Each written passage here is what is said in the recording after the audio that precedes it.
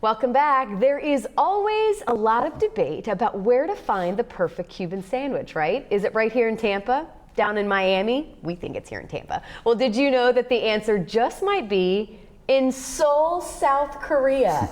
That is where one of the competing teams are from in this weekend's International Cuban Sandwich Festival.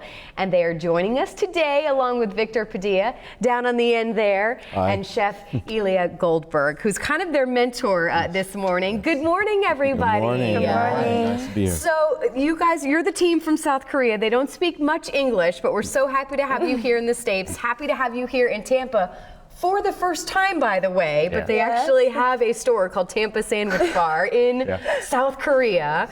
So tell us about the festival this weekend and how on earth we get these great competitors all the way from South Korea. This is fantastic. Well, it's been about a year now that I reached out to them and kind of gave them a little challenge and invited them to come and compete.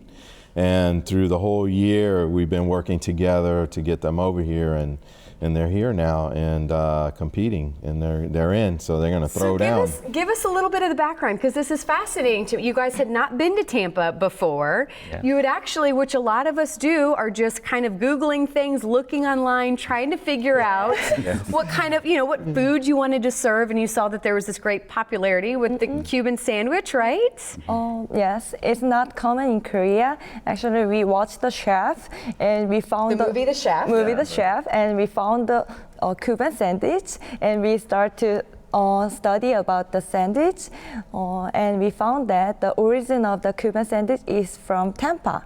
So we named the Tampa Sandwich Bar. Yeah, and what's the response been like? What do people in South Korea think? They love it. Good, yes, you're representing Tampa well. I love it.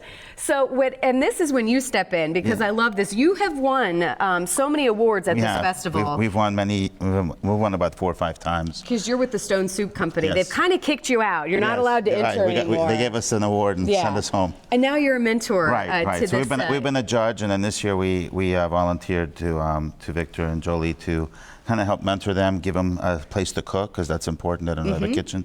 So we're going to let them use our kitchen. We're going to help them with ingredients. We're going to help them put everything together and help them make it work. So the age-old question, let's talk about the Cuban, because we say there's a lot of debate all over the state. There's a lot of debate right here in Tampa as far as what is the perfect Cuban sandwich. Is there not?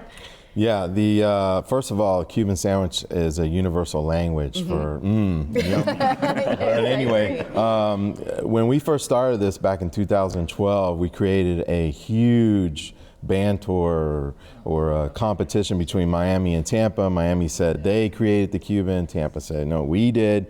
Tampa said Miami says no salami in Miami. We say yes, there is salami in a Cuban. But anyway, the Cuban, a little history real quick. The Cuban sandwich started back at the turn of the century, and started with the Cuban immigrants, and then it began to morph with the Italian delis and the German Jewish people that came and lived, and they put the mustard and the pickle. The Italians put the salami. So it's a very diverse sandwich, and now it's all over the world. Yeah. And so the festival we started back in 2012, and it just became a huge sensation since I'm not surprised whatsoever. So what did we bring here this morning? Because what say you guys about what goes in the perfect Cuban, Chef? The first thing is the bread.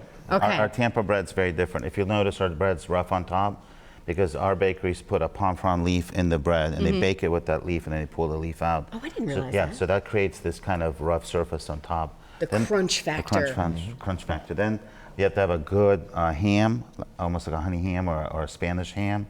Then we do a pork, and the pork is probably the second most important ingredient. It's got to be cooked slow. It's got to be roasted.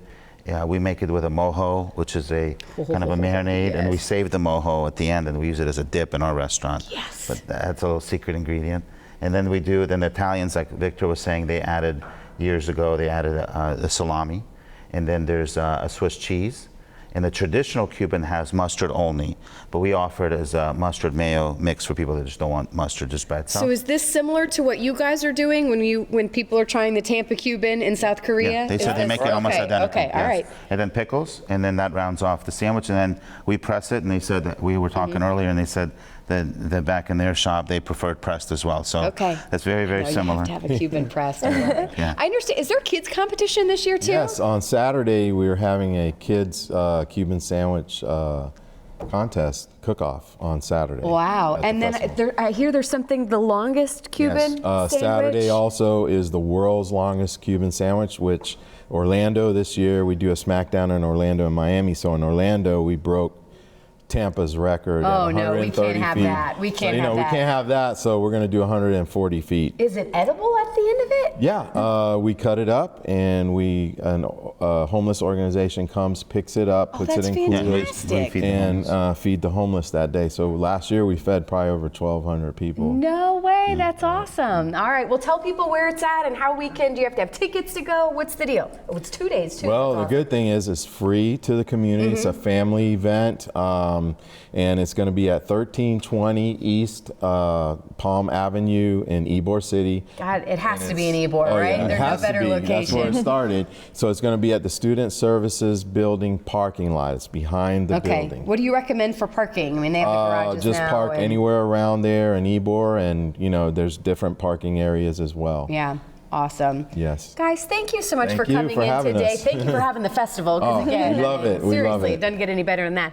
Welcome again to Tampa. I hope you enjoy your time. You're going to be here for the next 2 weeks? Yeah. Yes. Because I was asking them how they enjoyed Tampa and what they thought of the state so far, but they haven't really been here very long, so it's not a fair question. So thank you so much. We really do Thank appreciate you. it. Enjoy your time. Thank and you. thanks for all your Thank help. you. Thank you. Thank All right, you. again, we'll put all the details on our website, so you can head out there this weekend. It's going to be a tasty time.